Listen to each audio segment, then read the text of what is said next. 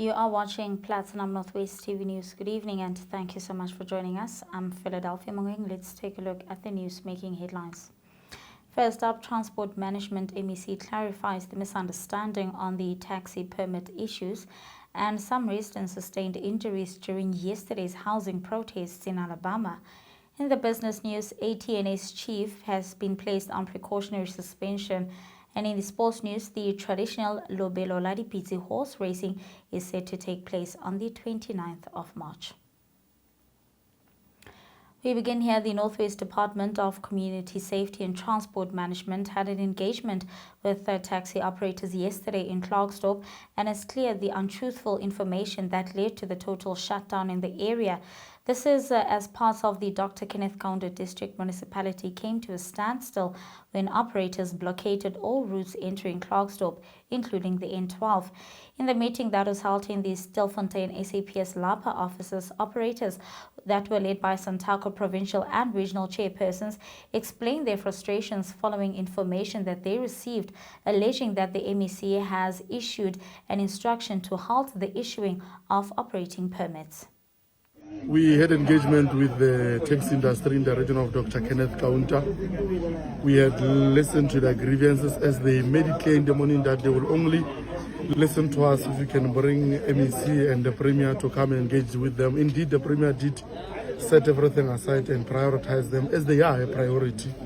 We have engaged with them and we have agreed that we'll expedite most of the issues that they've raised. Other issues, they are operational, and there's been a miscommunication between ourselves and them, something we're going to strengthen, because there was a message in that they should stop issuance of permits, which was an agreement with ourselves as the department with Santaco, because the industry is bloated. That is the request they gave to us. Now, the officials misinterpreted that communication to say we are halting the whole service altogether, which is something that cannot happen. Service is required on daily basis. We are dealing with old permits, but for now we are not issuing new permits. It's an agreement that we have reached with them as per the memorandum that they've long submitted to us. So generally there's an agreement. We will be able to move forward and improve on other things that they also took advantage and raised to us with regards to bettering the industry. As you know that the taxi operators, they are rendering service on behalf of us as government. So at all material times we must make the environment and the industry conducive for them to be able to thrive, so that they ferry commuters from one place to another. Thank you very much. Now, the MEC also explained that the only matter agreed with operating regarding permits was on the new application, which operators recommended to the department following an observation of saturation in the industry. In other news, in yesterday's taxi shutdown, the community of Alabama joined in on the protest to voice their own service delivery issues. Community members say that it has been more than 20 years without housing for their community. Goeiedag allemaal. Ons staan hier vandaag allemaal samen soos 'n gemeenskap van Alabama. Die feit dat ons hier is vandaag, ons is moeg. Ons vra die MMC, al die councillors, allemaal wat betrokken is met die housing situation. Ons vra jullie moet vorentoe komen, want ons wil weet, more than 18 years het onze huizen gekregen, man, soos kinders van Alabama. Waar is onze huizen? Ons hier nou nog, ons zit met onze 100 kinders aan onze oma's en opa's huizen. Ons vra jullie moet uitkomen en ons kom adres bij die situation, want ons wil weet, waar is onze huizen? Hier zo. Ik wil net zeggen, onze kinders lijden gebrek aan huizen. So ik wil graag hê die councillors moet opstaan. Hulle moet kan vorentoe kom dat ons weet hoe staan die sak dat onze kinders nie kan huise kry nie. En ons is moeg om met 5 kinders wat getroud is in een huis wat ek moet sorg.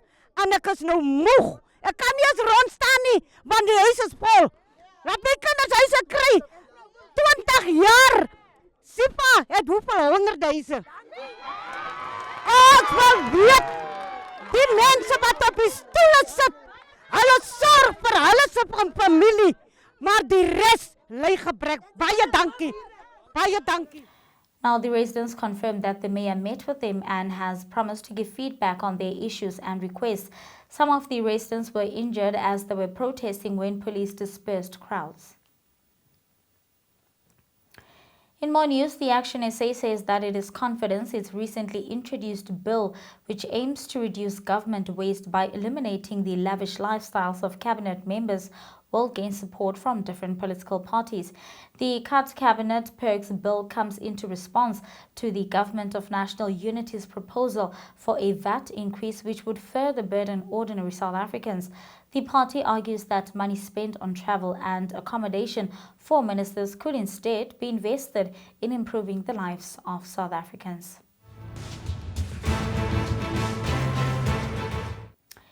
In international news now, after hundreds of people were killed in massacres on Syria's coastline last week, Local says that widespread calls for justice may give the country's new government a chance to stabilize.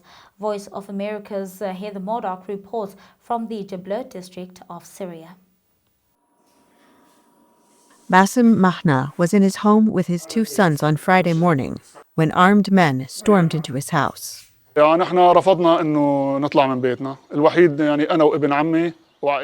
refused to evacuate our homes. It was my family, my cousin and I. They entered the house and killed my cousin and two other families. They raided our house and threatened to behead us. They looted everything, money and cars. Hundreds of people were killed here in Syria's coastal area last week and over the weekend, with some death counts exceeding 1,400. Analysts say many of the killings were acts of revenge for the abuses of dictator Bashar al-Assad's regime, which collapsed in early December. Many of the victims were Alawite, the religious sect of former regime leaders, but not necessarily abusers themselves. Analysts say the fighting was initially provoked by pro-Assad attackers who also committed mass killings.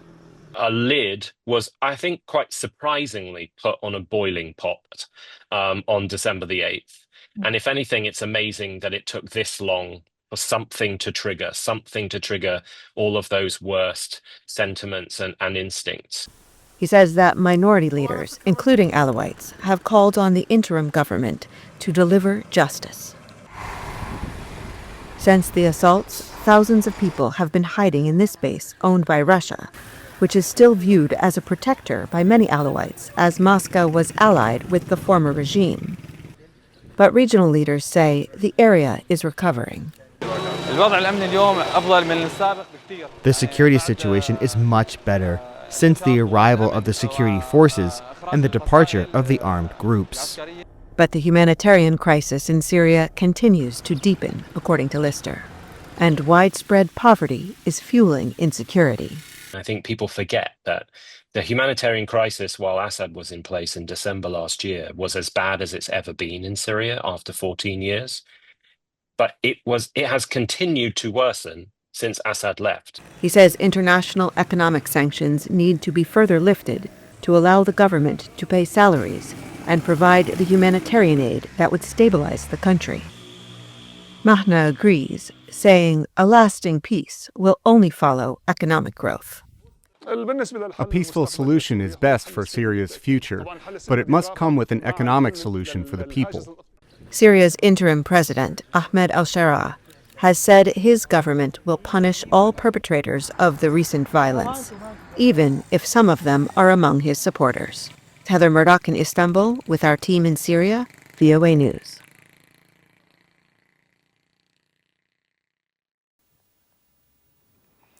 In more international news, the U.S. administration's efforts to end Russia's war in Ukraine are putting pressure on the Kremlin, but Moscow has made considerable territorial gains, and some in Russia said that they are prepared to give up nothing.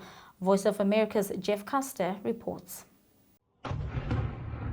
Moscow this week suffered the biggest Ukrainian drone attack since the start of the war, leaving at least 3 dead and 17 injured. Many Muscovites are trying to ignore the war, but many also hope that negotiations between the Kremlin and the new U.S. administration will soon bring a peace that Russians consider a victory. Officials say the goal is international recognition of the new borders that the Russian army has obtained by force. It is clear that there will be a bilateral settlement between us and Kyiv.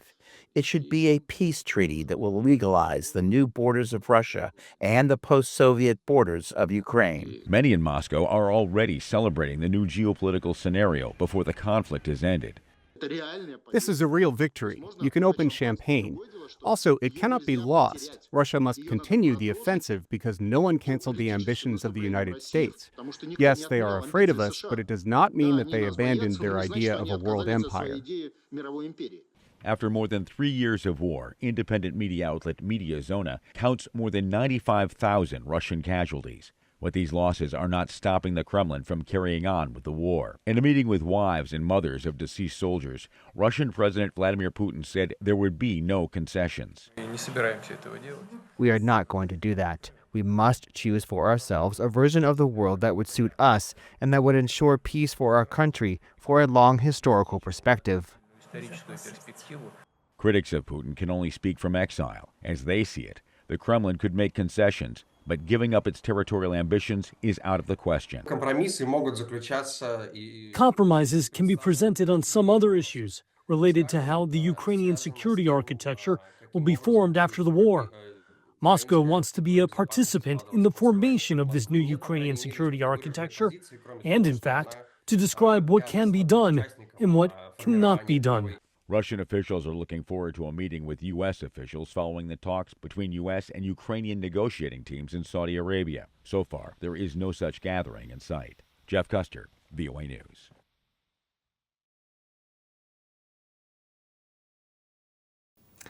And with that, let's take a look now at the business news.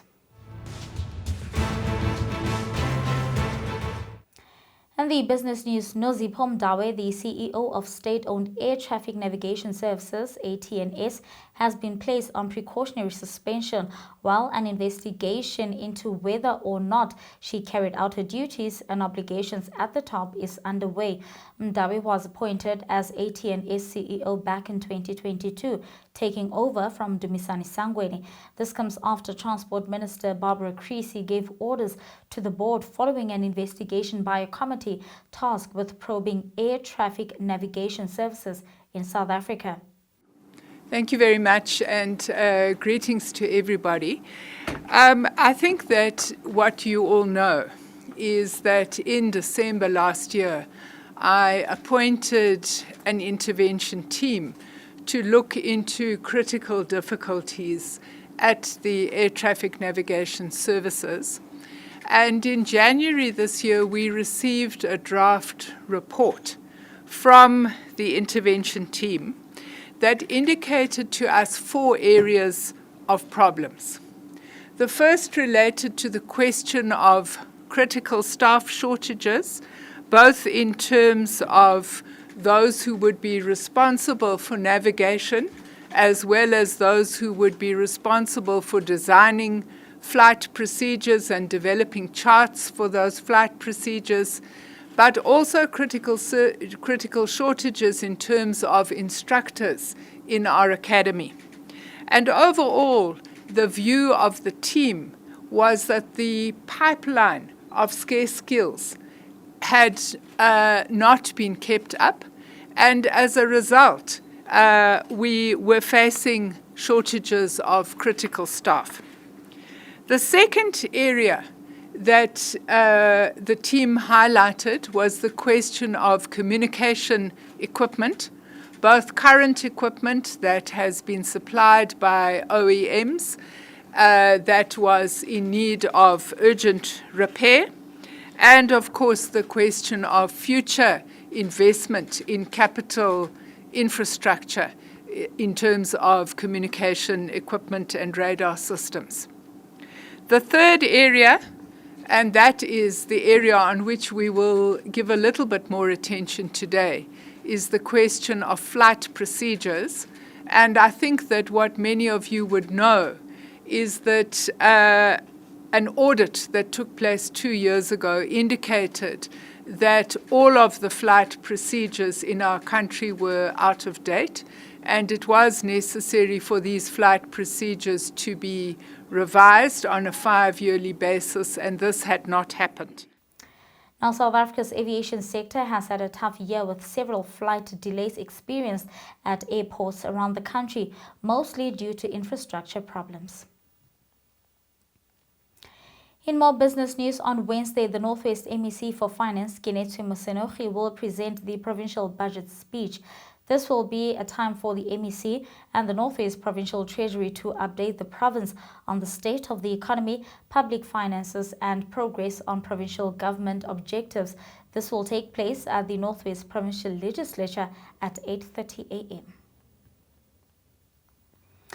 And on to this now, South Africa's two biggest political parties are holding a series of talks to resolve an impasse over the national budget that poses the biggest threat to the stability of the country's ruling alliance. This comes after Minister of Finance Enoch Godongwana announced a VAT increase in the national budget speech earlier this month. The government proposes to increase the VAT rate by 0.5 percentage point in 25-26 and by another 0.5 percentage point in the following year. This will bring the VAT rate to 16% by 26-27. Let me pause for a moment. Let me pause for a moment and say, order, honorable members. Let's allow the minister to finish his presentation. Madam Speaker, should the spending reviews and other measures we're embarking on yield enough extra revenue, we will reassess the need to embark on the second 0.5 percentage point increase to VAT. Government also proposes no inflationary adjustment to personal income tax brackets and medical tax credits. These measures will raise 28 billion in additional revenue in 25-26 and 14.5 billion in 26-27. Madam Speaker, this decision was not taken lightly. I can tell you now, no Minister of Finance is ever happy to increase taxes. We are aware of the fact that a lower overall burden of tax can help to increase investment and job creation and also unlock household spending power.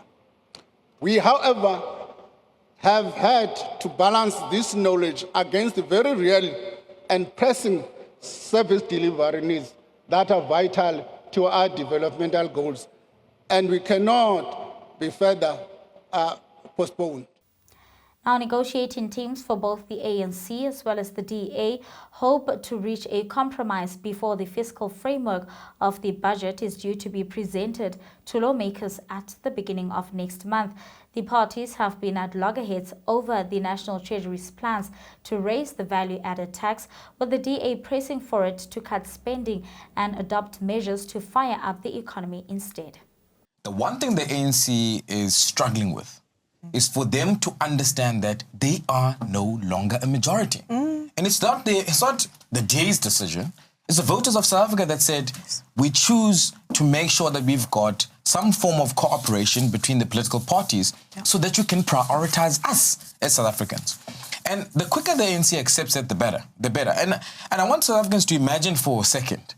Imagine the Democratic Alliance was not in government or part of the government of national unity. Today, they would have had a 2% VAT hike. They would have a further boot on their neck at 17% worth of VAT. Things would be more expensive. And ultimately, there would not be anybody to fight for them in government. So that's why the budget did not take place when it was supposed to take place on the 19th of February. Because the DA stood on the side of South Africans. Because we vowed to rescue South Africa. And we said, there's absolutely no way that the budget is going to be about the ANC and your own corruption and your own pet projects and not about South Africa. How do we pass the budget when opposition is against? What we have read is that everybody is verbosing 0.5% increase in the budget, but not looking holistically in terms of what the budget presents to the country. The fact that budget had to be delayed for some time in order to readjust and have a suitable balance, that shows that the executive have applied its mind And that's what really is important to us. The budget will be passed working with everybody in government, and the ANC is prepared to talk and engage with all other political parties within the government of national unity and even beyond. And we have always been and will always be open to talking to everybody. But talking to everybody does not mean that we are submissive. We look at the facts in terms of what people put on the table, and then we engage. Talking past each other in the media is not engagement. Let's deal with the facts of what people are talking about, including the alternatives of what they want. We have looked at what the DA talks about, which overall to us is blocking transformation. We have equally looked into the question of the budget itself in terms of the balance and what needed to be done other than VAT. And that's all from the business news. Your sports update follows next. In sporting news, the Northwest Gambling Board, in partnership with Mompati Horse Ride for Change, will host a traditional horse racing event on the 29th of March at the Bloemtek Lifestyle Lodge in Vryburg. The indigenous horse racing event aims to honor cultural heritage and celebrate excellence in the sport. MEC Dipitse provided an overview of Lobelo la Dipitse, the traditional horse racing event that will take place in the Dr. Ruth Sekgomotse Mompati district. My name is Dipitse, the MEC for Economic Development, Environment, Conservation and Tourism. I am here to flag the upcoming events, particularly the event that will be conducted by one of our entities, being the Gambling Board. The MEC has indicated previously in the budget speech that we are going to try to do transformation and empowerment on the side of Gambling Board, especially the benefits that have to get to the community through the licenses. Right now, we are in a process. We have already started to flag it up. We have launched it on the 1st of this month. The whole of March, we reach out to different communities because we want all our communities, especially those who are in villages and rural areas and farms, to participate in the upcoming horse racing, which is actually held by one of the licensees who is now opening doors for communities to benefit. Not only opening doors for communities to benefit, they benefit in different ways. Those that are young people and are also in the space of this province, participation in this horse riding activities, Kaboyona is healing. It is making them to spend most of their time getting out of the streets and focus on this. It's exercising, it's rehabilitating, but also the economic activation is there, because in this case, when they participate, they can also be expanded to get application for their own licenses where they can operate, and that is part of the economic activation that the province have. Right now, we have already received about 45 applications that we can confirm they will be participating, but we are still opened because the MEC has ordered the board to open until such time that we have reached out, we have advertised, we had to get to communities. We are done the district of Dr. KK, we went to Matlosana, we went to Makwasi Hills, Volmaranstad, we're in Potchefstroom. We also went to Bojanala. We have some who are participating in those areas, including Khetleng in Bojanala, and we are still reaching out to other districts. Ngaka Modiri Molema, we have also touched the area of Ramotsere, and Mahikeng. Every time when we go also to Tunsalerole, this program is flagged. We were in Ratlo, where we also advertised. What is important for communities of the province is to agree on the uniqueness of this activity. It is a government-driven activity. Those licensees who are going to apply for the renewals this time around, we have also ordered the board that they must allow for extension or expansion of their licenses to have operation on horse racing. But we also aim as government to have our own race course where we will have to be the center and allow others. We invite all of you on the 29th of this month. We will be in the district of Dr. RSM at Bloemtech in Vryburg, where we will be hosting other countries like Namibia, Lesotho, and Botswana. And all of you are invited. The posters are out. The board has indicated how much to pay.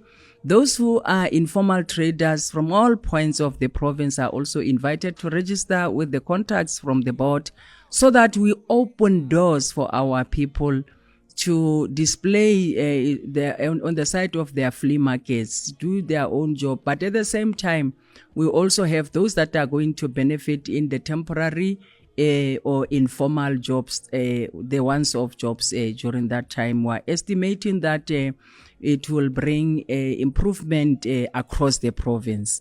We know the issues that are raised, that everybody wants it to be hosted in their areas. It is a provincial thing. We'll move from district to district depending on the interests and the attraction. And we wish you well and hope to see you there. The advert is very clear. The poster is very clear what to bring and what not to bring. We hope the people of the Northwest will enjoy Lobelo la bona, la Dipitse, the villagers, batle ka di nomoro tse di go godimo go tsa karolo mo lebelong le. Moving on to soccer news now, Bafana arrived in Polokwane in Limpopo yesterday to prepare for the crucial FIFA World Cup qualifiers against Lesotho on Friday and Benin on Tuesday. Now, after traveling by bus from Johannesburg, the team began their training camp yesterday at the ranch just outside Polokwane in the presence of all team members. Coach Igobrese's team will play Friday's match at the Peter Mokaba Stadium and then travel by charter flight to Côte d'Ivoire to face Benin a few days later. Brese acknowledged that both matches will be a challenge and emphasized the importance of his players giving their best to achieve the goal by picking up 6 points from the two games. And that's where we're going to have to leave it for tonight. Thank you so much for watching. The team will be back again tomorrow evening. Till then, good night and take care.